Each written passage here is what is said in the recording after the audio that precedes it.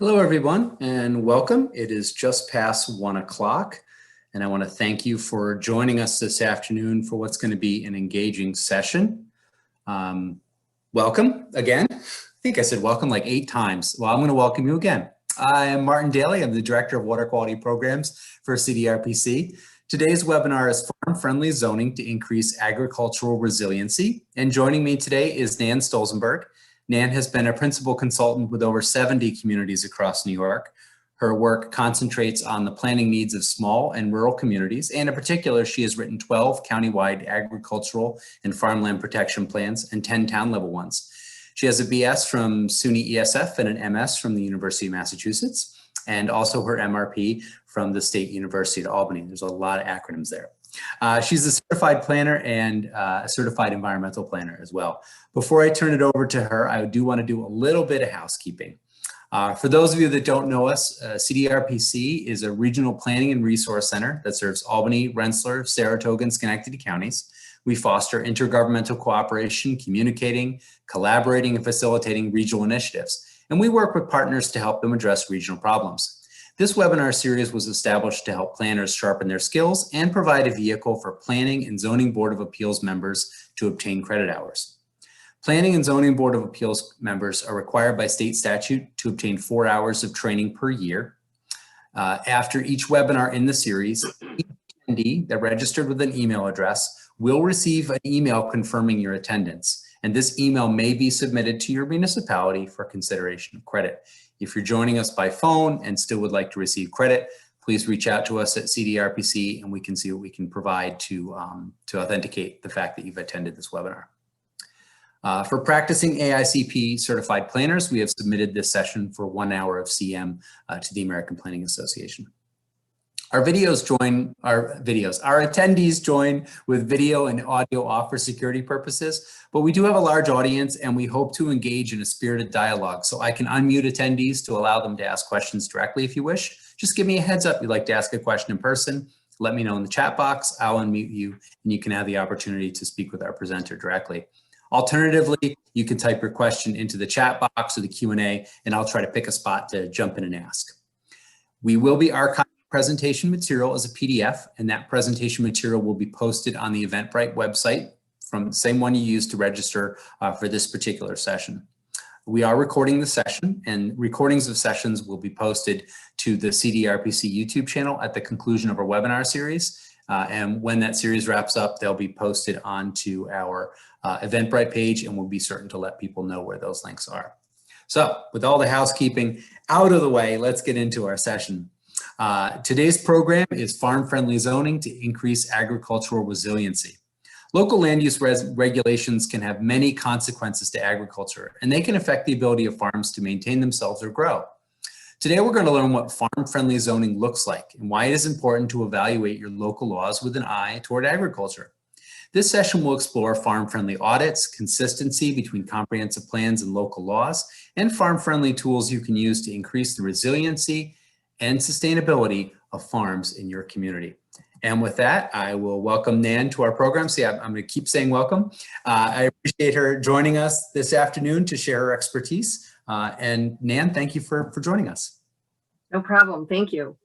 So let me just start sharing my screen right away so we can jump into things.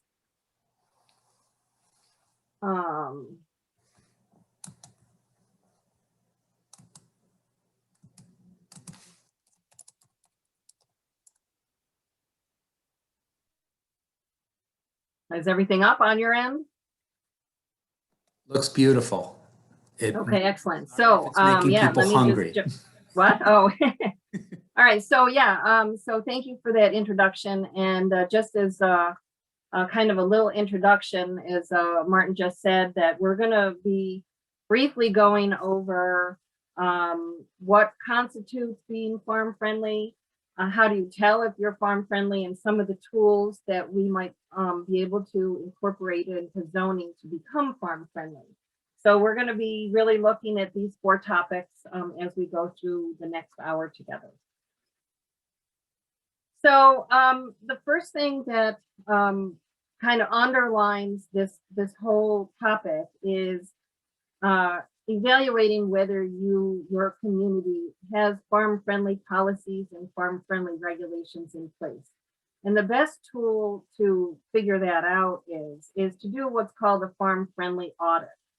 And basically, the audit is an opportunity for you to critically evaluate your comprehensive plan, your zoning regulations, your subdivision, and other laws that you might have in place, such as a right to farm law, solar laws, or anything like that that are land use related that might have an impact on agriculture. So the farm-friendly audit is really a series of questions and that you critically ask yourself as you're reviewing your plan and your zoning or your other regulations. And it will quickly, it's a very simple way to quickly show the strengths and weaknesses that you may have in identified places where updates are needed. This is assuming that you have a community that wants to be farm friendly. Most of the upstate New York and rural communities that I work with do, but the farm-friendly audit is an interesting tool because it can quickly show the disconnection sometimes that we see between what you think you're going to get and what you actually get. And the audit is an excellent tool to jump into that. So basically, the audit is something that you would read along as you're looking at your plan or your regulations. And it's a set of questions that offer criteria that in and of themselves are kind of the definition of what farm friendliness is. And you can use the audit as a consultant. I use it for my communities, but if you're on a planning board or a comprehensive planning committee, it's something that you can work in and evaluate on your own. It doesn't need a lot of expertise or special skills to really look at the criteria and say, does our zoning say this or does our plan say that? So the first place to start with the audit is to really look at your comprehensive plan, because that's where your policies come from, and your zoning and your subdivision and your other land use regulations should flow from the policies in the direction that are set in the comprehensive plan. And so when we look at the audit of a comprehensive plan, we look and see, how does the comprehensive plan discuss agriculture? Does it mention it? Does it include data, maps and data? Does it map something more than just the New York State Ag Districts? Does it offer information on how the community feels about the role and the value of agriculture? Sometimes we look at the survey or public input that was done as part of a comprehensive plan and see whether there was any kind of meaningful discussion about agriculture and what it means in the community, and how is that reflected in the actual planning document that comes out of that. We look and see what policies the comprehensive plan establishes towards farms and farmland, and whether it actually includes any specific actions or strategies to implement that direction. And so the farm-friendly audit is not something that you have to create. There's several models out there that list what the criteria and the questions are. And I can make sure that a model of that gets sent over to Martin to be part of this presentation. But for the comprehensive plan, it asks things like, does the plan have a specific section that addresses agriculture? Does it include maps? Does it include data? Does it include information about where farms are, what kind of activities are going on their farms? Does it include agriculture in the vision statement? Is there a special goal set aside for agriculture? And here's one that often is left out, which is always painful since I work on these county level plans, but do local plans recognize and bother to look at a county ag and farmland protection plan? I'm pretty sure in the Capital District, all of our counties have countywide ag and farmland protection plans. And does the local comprehensive plan Has they looked at it? Has they looked at any of the maps and the resources in that plan? And oftentimes when we do the audit on a comprehensive plan, agriculture is shown as a significant land use. It's shown as it has a role in the community. And some newer plans have a lot of strategies related to how can we keep agriculture in our community. But more often than not, it's kind of like the vision is there, the goal is there, and then it gets kind of skimpy on the actual actions and strategies that what a community can actually do. So part of the audit is to help educate folks who are working on comprehensive plans about taking it beyond just establishing agriculture is important and we value our rural landscape and our rural character, but really to get down into brass tacks about what do farmers need, what are their challenges, what are their opportunities, and how, if they can, how can the community support that? So those are what the criteria in the audit really get at. And so once we kind of have a feel for what the community hopes to get related to agriculture, then the audit can be used to ask questions about how do you actually apply those policies in the community. And we look at how well is agriculture integrated into the zoning law.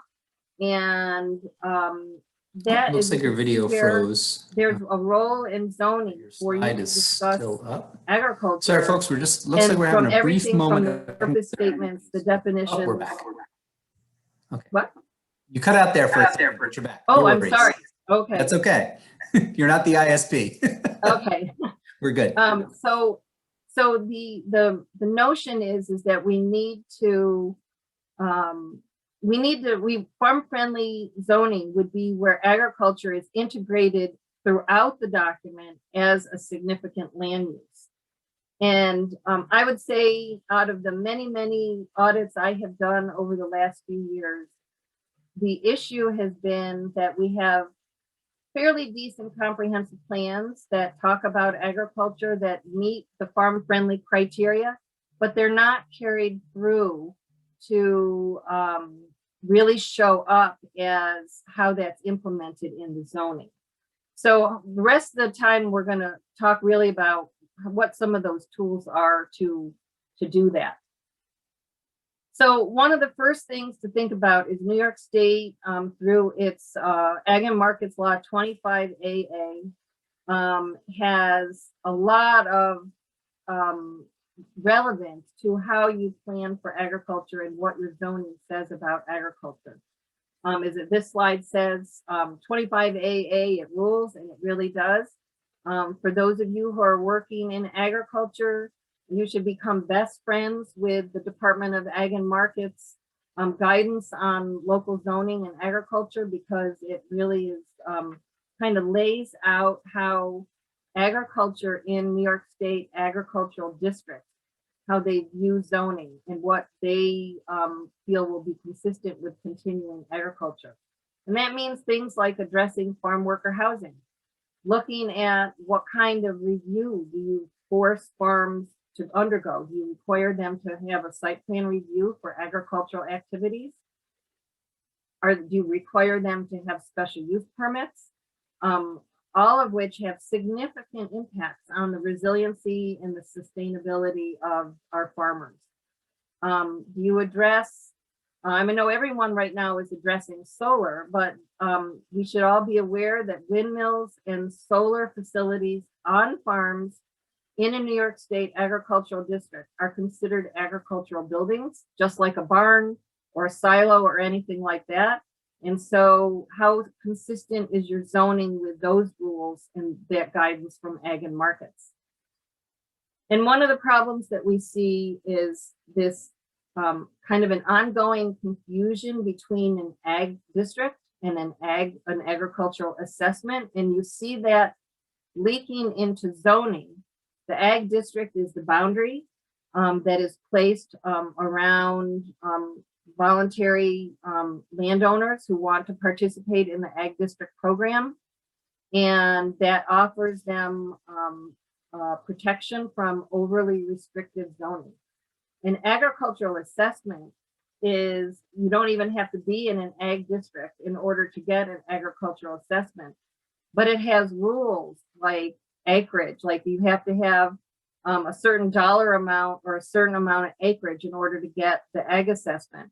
And I see in many places that the ag assessment rules have leaked into, oh, you're only a farm if you make more than $10,000, or you're only a farm if you have 7 acres or more. And those would be considered restrictive and certainly ag unfriendly. So I would urge everybody to be familiar with the difference between ag district and ag assessment, and critically look at your zoning to see whether those things have been put in and create challenges and barriers for farmers.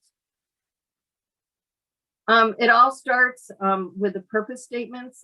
I feel that the purpose statements in a zoning law is like super critical, and it should be tied directly to the goals of your comprehensive plan.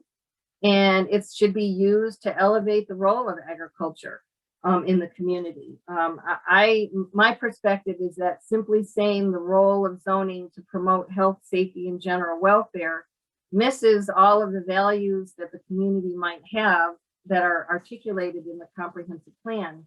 So these are just a couple of examples of some statements that go in the purpose statements that really show everybody who's reading and using the zoning law that agriculture is an important land use, and that you have zoning in part to provide opportunities and promote agriculture.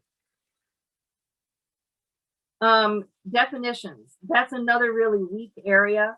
The definition, I'd say most zoning laws have a definition for what agriculture is, but there it stops. And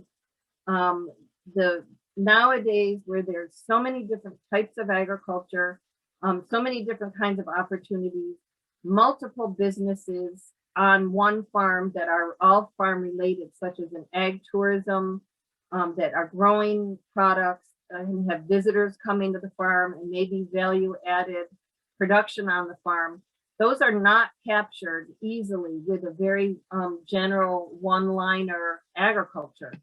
So we want to make sure that your zoning law specifically defines agriculturally related terms, such as the list on the bottom here, to include a farm operation, ag tourism, ag business, farm worker housing. What is farmland? In newer terms, in newer farm uses, such as brewery, distillery, cidery, tasting rooms, value-added processing, all of those should not be left to be vague in the zoning law, but should be specifically defined so that when someone uses the zoning law, they will know. And if you talk to a lot of farmers, they will say that their biggest problem with zoning is that it's undefined and it's unclear how farming fits into the land use regulations. So when it comes to agriculture, my perspective is that a vague zoning law is not helpful to agriculture. You want to also make sure that your definitions are consistent with the many ag and market law definitions that are already out there. You don't have to reinvent the wheel in order to use some of these. So those are readily available for you to take and work with. And as I mentioned before, definitions that include acreage. So like if the definition says you are only a farm if you have 7 or more acres, that is definitely would be considered not farm friendly. There's lots of small farms nowadays, lots of niche farms, lots of small acreage farms that have a lot of production in the greenhouse. And by having a restrictive definition, you pretty much eliminated those as farms that would fall under your zoning law. The use schedule is another place that you need to pay attention to as to whether it's farm friendly or not. The use schedule tells you what's allowed, where it's allowed, and how it's reviewed. So something might be permitted with no planning board review, or permitted with a site plan review or a special use permit. So typically we like to see communities that have agriculture have agricultural uses as permitted uses, meaning they don't need any planning board review. Limited use of site plan approval. There's certainly a recognition that some agricultural opportunity or some agricultural uses, such as an ag tourist use, might have site plan components like a parking lot or traffic or a sign. And so certainly it's recognized that that might be needed. Special use permits, though, if you look at the guidance from Ag and Markets, are highly frowned upon. If you're in a New York State agricultural district and you require a special use permit, I think you're really opening yourself up to some problems with that. They're really not something that in an ag district that you should be sending a farmer through to have a special use permit in an ag district that is designed to be for promoting agriculture. Outside of the New York State agricultural district, that's a different story. But since so many of our rural areas have most of their town is in a New York State agricultural district, you really have to pay attention to how they all work together with your local zoning district. I recommend use of what's called a modified site plan review. And that's kind of a shortened version of site plan review, just to look at a very narrow scope of issues that might be associated with a certain type of agricultural operation. The use schedule should be designed to allow for a lot of flexibility in farm businesses, allow for the support businesses that farms need. That's in equipment repair and food processing. That's a really red hot button issue. Are you going to allow for slaughterhouses? Are you going to allow for food processing? But those are things that farmers really need in order to continue farming. So we have to think about those kinds of things. And we'll talk a little bit later about the use schedule that allows a lot of mixing of farm and non-farm uses, so that over time, the non-farm uses, whether they be residential or other commercial, have really taken over, and we end up creating a lot of conflict and nuisance problems, so that it becomes very difficult for farms to continue in their small little pockets when they're surrounded by people who are complaining about the smell or complaining about the farm tractors on the roads. More often than not, it's the farmer that ends up leaving and not the other non-farm uses. So if you have an agricultural district or your zoning district is primarily oriented to agriculture, then you should really be critically looking at your use table and what you're also allowing and how much of what you're allowing in those districts. This is an example of a community that you can see that they have a lot of different kinds of ag related terms in their use schedule, from splitting out animal agriculture to plant-based agriculture, aquaculture, barns and silos, beekeeping, farm stands, greenhouses and hothouses. All of those things are articulated. And you can see that in this particular community, they separate out that the farm use, if it's in a New York State ag district, is treated differently than if it's not in a New York State ag district.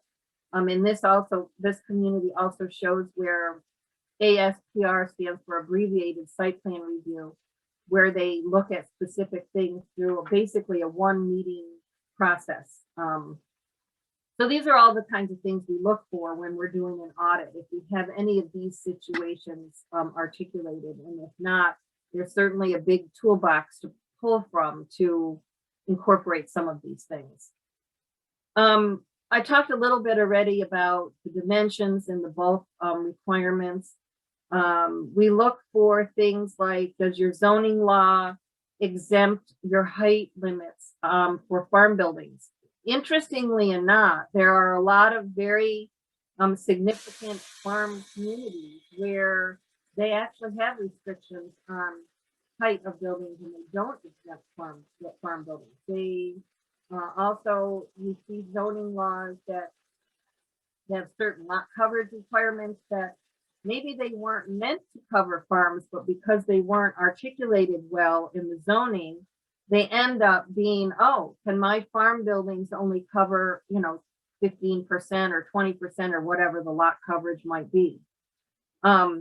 Lots of issues with ag and markets law relating to setbacks and yard requirements, which if you really want to be farm friendly, those are not things that are considered really farm friendly. Limiting the number of animals is something you also see consistently, especially when it comes to certain animals like chickens, hogs, especially. And that also would be considered not farm friendly and probably would run into problems if you were in the New York State Ag District by requiring a farm to only have so many animals per acre. So those are common things that you see in the zoning law that would present a challenge or a barrier for a farmer to continue their business and grow with it. I think Ag and Market certainly recognizes that certain setbacks from streams or water supplies or other environmentally sensitive areas are accepted and known. But there's been lots of situations where communities have required front setbacks for barns and other structures on the farm that have kind of run amok with 25 AA and not been held to be consistent. So we need to really look critically at how your setbacks and all of your bulk requirements are applied when it comes to a farm. I don't think there's often as much thought that goes into that. This, I just jotted down a few examples of the difference of some things that you see, farm friendly and not farm friendly.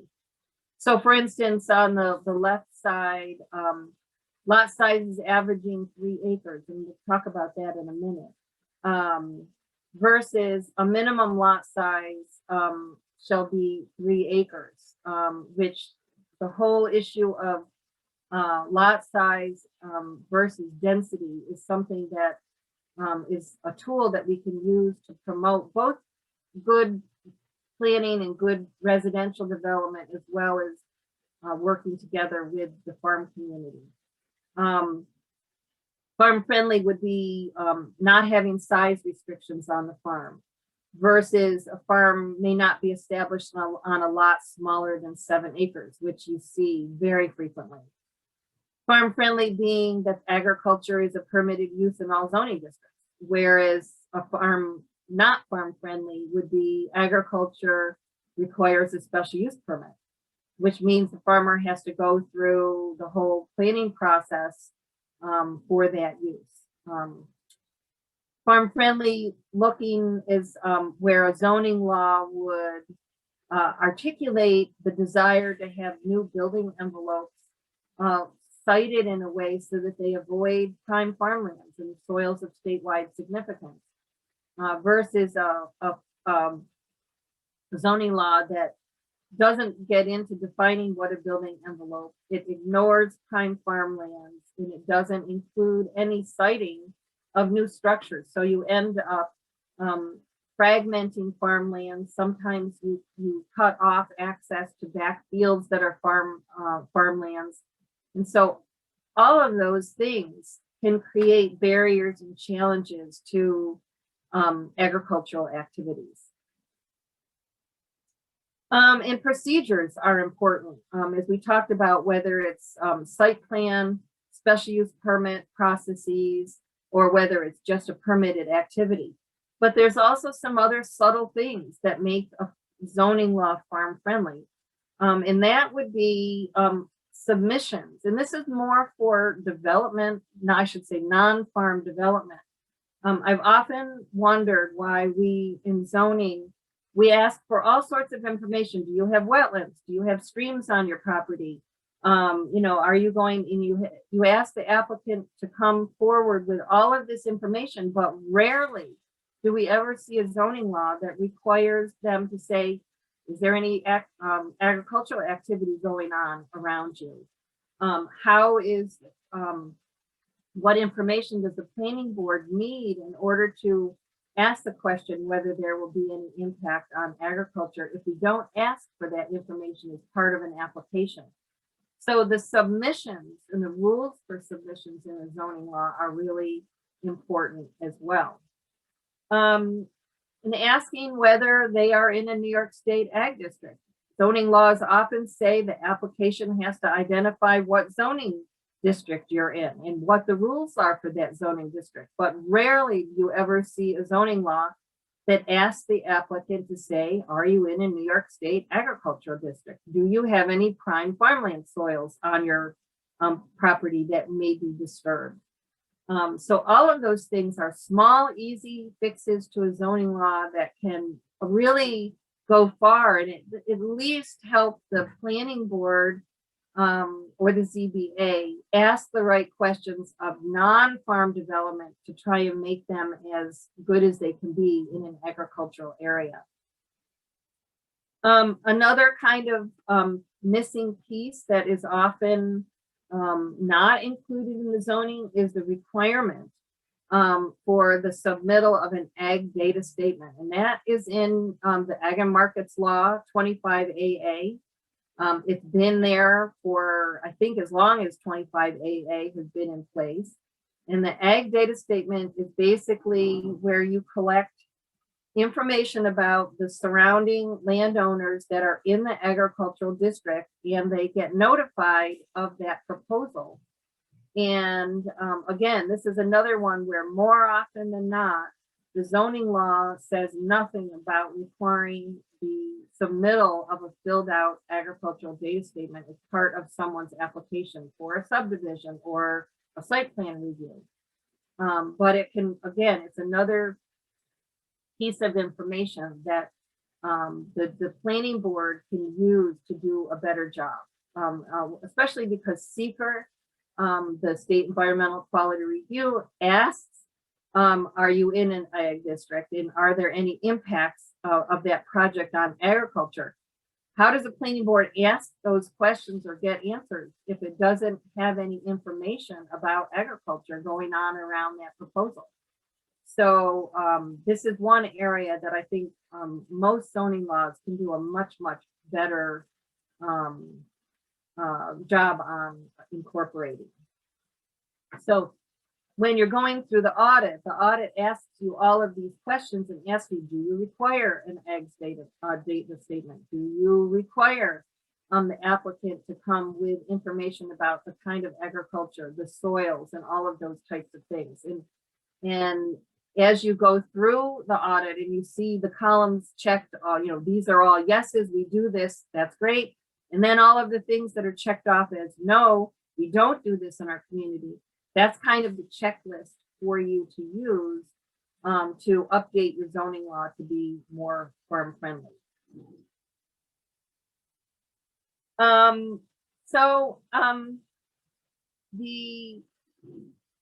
Once you have gone through the audit and you may discover that your zoning law is in great shape, that's terrific. You may discover that your comprehensive plan could use some updating and could use some more detailed analysis in incorporation of agriculture and the role of agriculture in the community. That's the first place to start. Once you have that done, there are a wide variety of tools in the toolbox to help you balance other kinds of land uses with agriculture. One of the primary ones that we look for is really looking at the density of development. It's a, obviously, it's very hard to establish regulations relating to density. It's a hard issue. It's an emotional issue. I certainly do recognize that. But at the same time, if you're really serious about promoting agriculture and continuing agriculture, you have to look at the density that you set where agriculture is taking place. Do you have a one acre minimum lot size? Do you have a 3 acre minimum lot size, or what is it? Because that matters. That matters how many non-farm uses you are going to allow to mix into those agricultural areas. And the more density that you have over time, the less opportunities you're going to have for farming. So the density question should be evaluated in your comprehensive plan and thought of and worked on, and then reflected in your zoning law in hopefully a manner that will allow both development and farming to coexist as best they can. But there's some other tools that we can use in relationship to the density of development, and that is separating out density from the minimum lot size. I know that's a hard concept for kind of to wrap your head around, but setting a minimum lot size is problematic when it comes to farm preservation, is that it forces every new lot to have whatever minimum lot size you have. And so you ultimately end up having your landscape cut up into those size lots. And that rigidity is what eats up farmland. But if you switch to really using density, which is measured in the number of dwelling units per acre, and you separate out the minimum lot size, what's really more important to farming is how many new homes you can fit in an area. And the acreage, really, you can go down as small as what you can get on a lot to accommodate a septic system and a well if you don't have any other kind of infrastructure. So you really need to start thinking about that separation of minimum lot size from density, and work with your community to think about how much development really you do have the capacity for and still maintain your farm community. The other technique is called lot size averaging. Instead of using a minimum lot size, you can set a density, say 1 dwelling per 3 acres. But you could allow lot size averaging. So if you have a lot with 10, you're eligible for 10 lots, and 3 of those lots, or say 1 of those lots is going to remain very large, and the other ones are going to be smaller, but they average out to be 3 acres.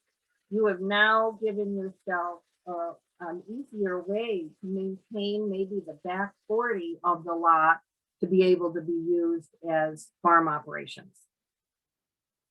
Another technique is using farm buffers, and those are making sure when you have non-farm development, like a subdivision that butts up against an active farm operation, they may be a deeper setback, they may be maintenance of a hedgerow or a forested area, so that there's some separation between the non-farm development and the farm development. So figuring out and including farm buffers, which are provided by the new non-farm use, not the farmer, is a kind of a baseline foundation recommendation we usually make for farm friendliness.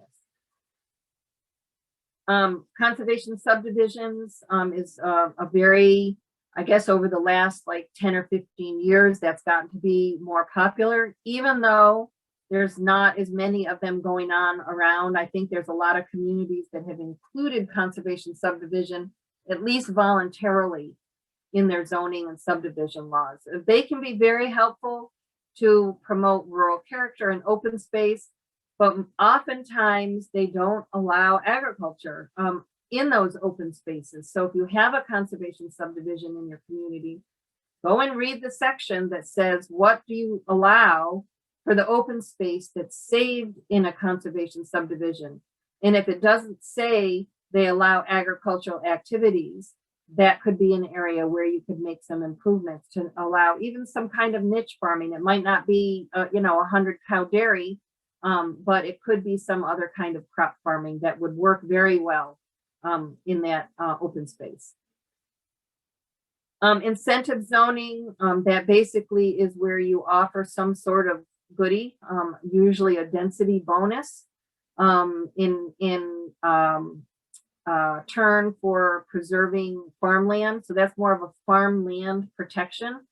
Again, they're in quite a few zoning laws. I'm not sure how many communities actually have takers for those bonuses, but I think they're certainly something that you can consider adding in as an opportunity to promote some farmland preservation by saying, basically, we'll let you build at a higher density over here if you preserve a part of your land as farmland, or in some, you can get complicated with like your transfer of development rights where you transfer those, but there's all sorts of incentives that can go out there that could promote maintenance of farming.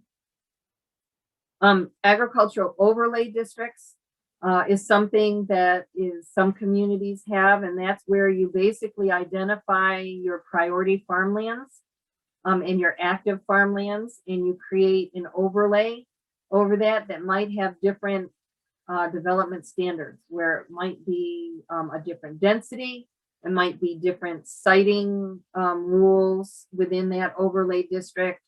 It might be a different use table or use schedule for the lands within that overlay district. They can be very useful and tailored to the specific situation in the community to support agricultural operations. And remember that the zoning can't, you know, the zoning in and of itself is not going to preserve farms, but it's going to create the opportunities for farms to continue and to grow and to be profitable without a lot of other kinds of regulatory challenges. The other technique that I mentioned earlier is the modified site plan review. This is discussed in the Department of Ag and Markets guidance on zoning. I've incorporated into quite a few of the communities that I've worked with, and it basically allows the community to have some level of review over things they're concerned about when it comes to farms, but not forcing the farm to go through an expensive survey and all of the kinds of things that go along with special use permits and site plan reviews that are expensive and hard to do, and probably not necessary for what a farmer might want to expand into. We talked about limiting conflicting land uses, really paying attention to what you're allowing in your areas that you hope to be farm. So really looking at your use table and thinking about how well those two uses will mix or not. So that was like a really fast overview of some farm-friendly tools.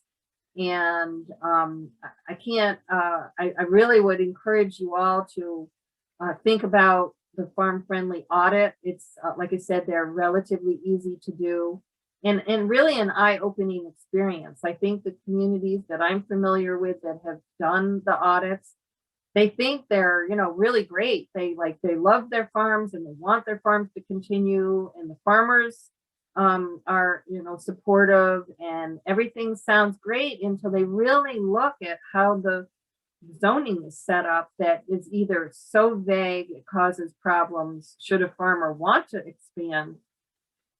And nowadays farms have so many diversified activities going on, where you might have a farm that grows crops, has animals, has agritourism, and has value-added processing, all on one parcel or one farm unit. So how does that get handled in the zoning? And I think that if we don't address that, we're really doing a disservice to trying to maintain our local food supplies in our local food systems.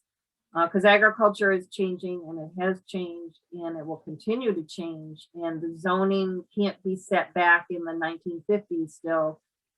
Even farmers, when we do surveys, and you ask farmers what do they need, oftentimes at the top of the list is they want to see farm-friendly zoning.